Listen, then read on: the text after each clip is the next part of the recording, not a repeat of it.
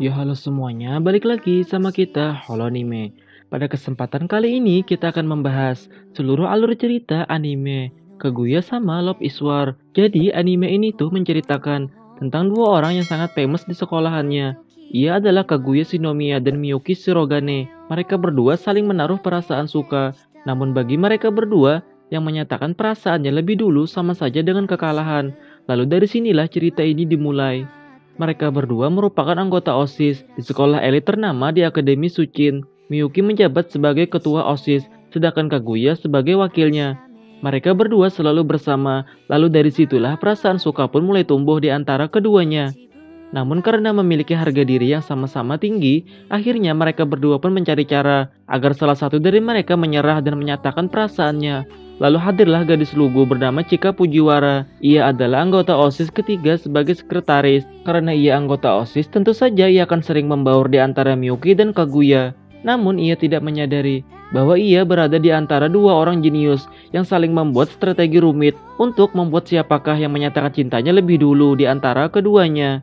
Miyuki lalu membeli handphone untuk memberi kode kepada Kaguya untuk bisa berkomunikasi melalui line. Namun Kaguya terlihat biasa saja. Miyuki pun merasa sia-sia dan rencananya telah gagal karena Kaguya menghiraukannya begitu saja. Awalnya Miyuki sudah berniat ingin meminta ID line-nya Kaguya dengan alasan sebagai basa-basi. Namun ia pun menyadari bahwa meminta kontak kepada lawan jenis merupakan kode ungkapan suka kepadanya. Namun ternyata Kaguya telah mengetahui rencananya Miyuki. Bahkan dirinya lah yang membuat skenario agar Miyuki membeli handphone tersebut, yaitu dengan menyuruh pelayan rumahnya yang menyamar sebagai sales dengan harga penawaran murah. Tapi di sini justru Fujiwara lah yang secara gamblang meminta ID line-nya Miyuki. Lalu Miyuki memanfaatkan kesempatan ini.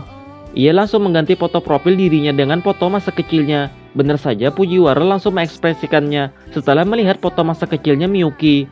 Lalu Miyuki pun mengatakan bahwa 3 menit kemudian ia akan menghapusnya. Kaguya pun berpikir lebih keras lagi untuk bisa melihat foto itu tanpa harus memberi ID line-nya terlebih dahulu. Lalu ia pun berpura-pura menangis karena Miyuki telah pilih kasih dan tidak ingin memperlihatkan foto itu kepadanya. Lalu Miyuki pun spontan memperlihatkannya dan tentu saja ini sebuah kemenangan untuk Kaguya. Singkat cerita, ternyata handphonenya Kaguya tidak support untuk menggunakan Line. Lalu mereka pun saling bertukar email dan nomor telepon.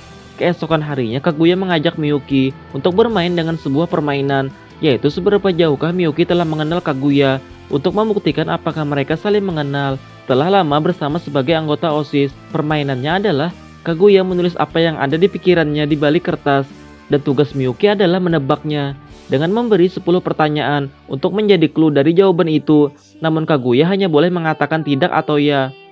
Setelah Miyuki memberi pertanyaan demi pertanyaan, Miyuki pun mulai menyadari ciri-ciri dari jawaban di balik kertas itu ternyata mengarah ke dirinya. Tentu saja hal itu membuatnya sangat gugup dan ini seperti ungkapan perasaan Kaguya, namun dengan mengalihkan makna yang lain. Namun Miyuki bukan orang yang ceroboh dengan terjatuh ke tipuan murahan begitu saja. Ia memikirkan jika ia menjawab dengan benar bahwa jawaban dari kertas itu adalah dirinya, maka Kaguya bisa mentertawakannya terbahak-bahak karena terlalu kelewat pede. Itulah yang ada di pikirannya. Lalu Miyuki pun menjawab jawaban di balik kertas itu, yaitu adalah anjing bernama Pesu milik Fujiwara. Kaguya pun langsung mengeluarkan ekspresi ilfilnya. Walaupun jawaban Miyuki benar dengan apa yang ada di kertas itu, tapi dari isi hatinya Kaguya, sebenarnya ia berharap Miyuki dapat menjawabnya dengan benar. Scene berpindah. Pada suatu hari Kaguya dan Fujiwara merencanakan untuk menjadi cosplayer di sebuah pesta. Lalu Kaguya mengenakan telinga kucing. Miyuki pun terkagum-kagum melihat Kaguya mengenakan itu seperti combo-wombo yang tak tertandingi keimutannya. Namun ia berusaha menutupi kekagumannya itu menggunakan ekspresi absurd yang ia miliki. Lalu Kaguya juga memasangkan telinga kucing itu kepada Miyuki. Lalu sontak dalam pandangannya Kaguya, Miyuki sangat imut dengan telinga kucing yang dikenakannya. Ia tak bisa menahan senyum kebahagiaannya. Lalu ia pun menggigit bibirnya hingga berdarah agar bisa menunjukkan senyum naturalnya dan tersenyum secara terpaksa, seakan itu cocok untuk Miyuki. Namun Miyuki menyimpulkan tatapan ekspresi dari seorang Kaguya seperti tatapan yang sedang melihat seekor serangga. Mereka berdua pun berpendapat telinga kucing yang mereka kenakan saat ini malah terlihat aneh di mata mereka satu sama lain. Padahal mereka sama-sama menyukainya, tetapi karena harga diri yang terlalu tinggi, mereka pun enggan mengakuinya. Karena mereka memiliki prinsip yang sama. yaitu bagi mereka cinta adalah perang. Scene berpindah. Setelah sekian lama mereka saling bertukar email dan telepon, tetapi tak satupun di antara mereka berdua yang menghubungi lebih dulu. Atas paksaan Hayasaka, Hayasaka pun menghubungi Miyuki menggunakan handphonenya Kaguya, namun hanya sekedar obrolan basa-basi. Singkat cerita, mereka pun segera ingin mengakhiri percakapan itu. Diakhiri dengan pesan singkat yang berisi perhatiannya Miyuki kepada seorang Kaguya. Kaguya pun tersipu malu dibuatnya. Scene berpindah. Setelah banyak yang mereka lewati, Kaguya pun mengatakan sedikit perasaannya kepada Miyuki, yaitu berupa kalimat yang tidak ia suarakan di akhir kalimatnya, yaitu Kaichou, watashi, Kaichou no souyuu tokoro ga desu ya. Scene berpindah. Tinggal seminggu lagi Miyuki akan mengikuti pertandingan bola voli. Namun diketahui di samping kelebihan Miyuki yang sangat pintar dalam mata pelajaran itu, di sisi lain ia sangat tidak berbakat dalam hal atletik. Bahkan bukan suatu tontonan yang layak untuk ditonton oleh manusia. Ia pun berlatih keras. Lalu Fujiwara mengetahui kegigihannya Miyuki. Ia pun mengajarinya selama seminggu hingga pertandingan itu tiba. Lalu Miyuki pun akhirnya memenangkan pertandingan itu. Scene berpindah. Kita diperkenalkan anggota OSIS keempat bernama Yu Ishigami. Ia menjabat sebagai bendahara. Namun beberapa pekan terakhir, ia mendapat ancaman dari Kaguya untuk tutup mulut setelah melihat segala rencananya Kaguya dalam membuat skenario agar bisa melakukan momen tertentu pada Miyuki. Ishigami pun mengetahui bahwa Kaguya mempunyai perasaan cinta pada Miyuki. Kaguya pun mengancamnya untuk tutup mulut. Ishigami pun merasa hidupnya seakan diteror oleh Kaguya. Di hari selanjutnya Kaguya merias kukunya dan ia sengaja memperlihatkannya kepada Miyuki. Miyuki tampak tersipu malu melihat keindahannya, namun ia berpura-pura tidak menyadarinya dan memilih untuk diam. Kaguya pun merasa sedikit kecewa dan juga sia-sia karena Miyuki tidak menyadarinya. Namun sepulang dari sekolah, Miyuki akhirnya menghampiri Kaguya dan merespon tentang penampilannya itu. Namun sekali lagi, kejujurannya itu tidak diungkapkannya secara sepenuhnya. Tapi hal itu pun sudah membuat Kaguya sangat senang. Scene berpindah. Terlihat adiknya Miyuki bernama Kei Shirogane datang menemuinya di kantornya. Namun kebetulan Miyuki sedang tidak ada di sana. Kaguya yang baru pertama kali bertemu dengan Kei pun mencoba mengakrabkan dirinya dengan Kei sebagai jembatan untuk lebih dekat lagi dengan Miyuki.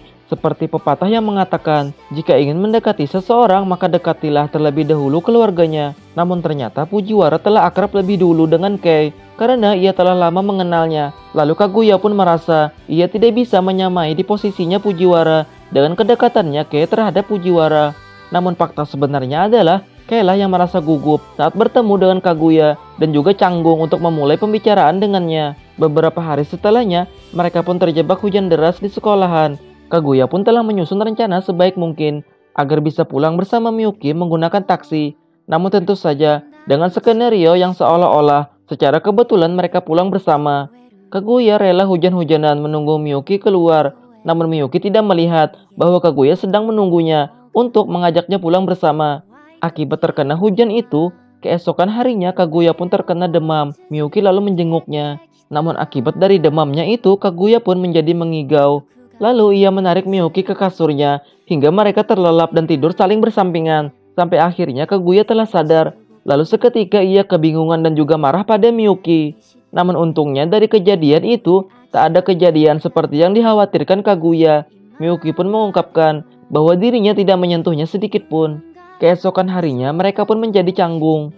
Walaupun Kaguya sedikit marah, di samping itu pula ia merasa jengkel dan bertanya di benaknya, apakah dirinya tidak cukup menarik, sehingga Miyuki tak sedikit pun mencoba berbuat aneh kepada dirinya. Padahal karena Miyuki telah berusaha sekuat mungkin untuk menahan nafsunya, karena bagi pria sejati hal itu adalah tantangan terberat bagi yang telah berada di posisi itu. Lalu pada akhirnya Miyuki pun lebih dulu memulai obrolan dengan Kaguya, lalu mengatakan pengakuannya. Saat itu jarinya tak sengaja memegang bibirnya Kaguya. Kaguya pun tersipu malu karena ungkapan yang ia tunggu-tunggu selama ini akhirnya didengar olehnya. Lalu mereka pun berbaikan lagi seperti biasanya. Scene berpindah. Liburan musim panas pun tiba. Mereka merencanakan untuk pergi ke festival kembang api bersama pada tanggal 24 Agustus. Tepatnya tinggal beberapa minggu lagi. Namun liburan panjang ini membuat mereka tersiksa karena tak bisa bertemu satu sama lain. Keesokan harinya Kaguya dan Miyuki pun pergi ke sekolahan dengan harapan yang sama, yaitu bertemu di sana. namun sayangnya mereka tidak berpapasan. Scene berpindah. Festival kembang api pun telah tiba. Miyuki, Fujiwara, dan Ishigami telah menunggu. Namun tak terduga, pelayan suruhannya ayah Kaguya melarangnya pergi agar terhindar bahaya dari kerumunan orang-orang. Hayasaka pun membantu pelariannya Kaguya. Namun sesampainya di sana ia tidak bertemu dengan yang lainnya. Malahan festivalnya telah berakhir. Ia pun sangat bersedih karena telah melewatkan kesempatan untuk melihat festival kembang api itu. Karena selama ini ia hanya menonton dari balik jendela di rumahnya. Di saat ia bersedih lalu muncullah Miyuki sambil menenangkan dan menggenggam tangannya. Lalu Miyuki membawanya pergi ke kota sebelah yang juga mengadakan festival kembang api namun telah ditunda 20 menit lagi. Singkat cerita mereka pun sampai di sana. Semuanya sangat menikmati dan puas melihat kembang api itu. Namun terkecuali Kaguya, ia tidak memperdulikan tentang kembang api itu. Karena menurutnya, melihat wajah Miyuki yang memancarkan kebahagiaan di wajahnya itu lebih indah dari kembang api itu sendiri. Keesokan harinya mereka pun menjadi canggung kembali dan merasa yang mereka lakukan tadi malam adalah tindakannya sangat memalukan. Nah itulah seluruh alur cerita Kaguya sama Love is War versi Holonime. Terima kasih telah menonton, sampai jumpa.